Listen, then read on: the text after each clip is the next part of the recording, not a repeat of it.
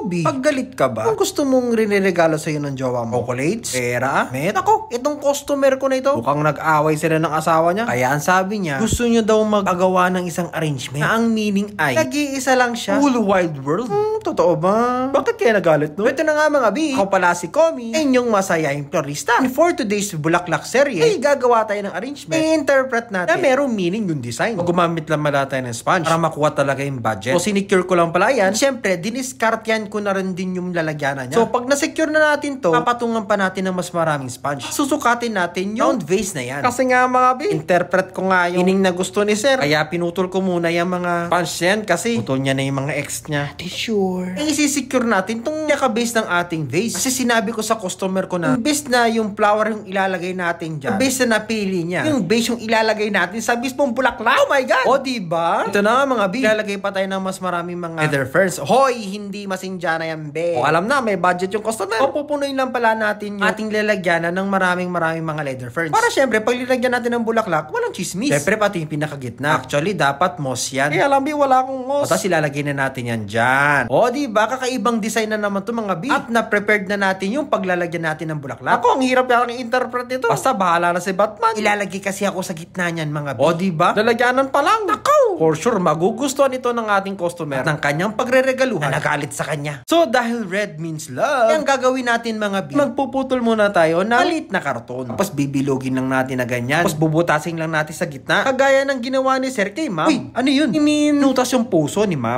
Okay. Tapos idikit natin yung mga petals sa mga gilid para medyo lumaki yung rosas natin. Kasi ang lit-lit lang. Tapos hindi pa bukang-buka. Pinagpatong-patong ko pala yung mga petals ng rosas hanggang sa maging ganyan. Dikit-dikit lang natin gamit yung glue gun. Siyempre, glue gun is a key. O pag natapos na mga B, ang gagawin naman natin ay ipapasok na natin yung rosas. Siyempre, lagyan din natin ng hot glue dyan para matibay at hindi malaglag. At siyempre, para hindi chismis, ay lagyan na rin natin ng petals yan. Ganon din lang mga B, pag patong-patungin lang natin hanggang sa hindi na makita yung mga chismis. Kasi lalagyan mo na dyan sa gitna.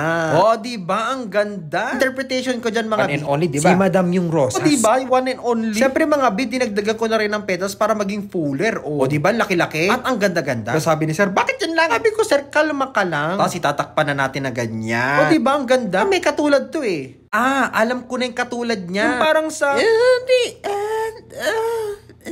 ganon yung inspiration ko dyan, B. Oh, yeah. Tapos ito na nga, B, nagdagdag pa ako ng mas maraming bulaklak. Ang ginamit kong kulay pala ay kulay puti. May emphasize talaga yung one and only. O nga pala mga B, gumamit pala ako ng baby roses dyan. At syempre, para talagang punong-puno talaga siya. Kaya ng mga pagmamahali, sir, magdadagdag pa tayo ng mga pink chrysanthemum, syempre. Diba, para naka-emphasize talaga yung pagka-red ng ating rosas. Syempre, parang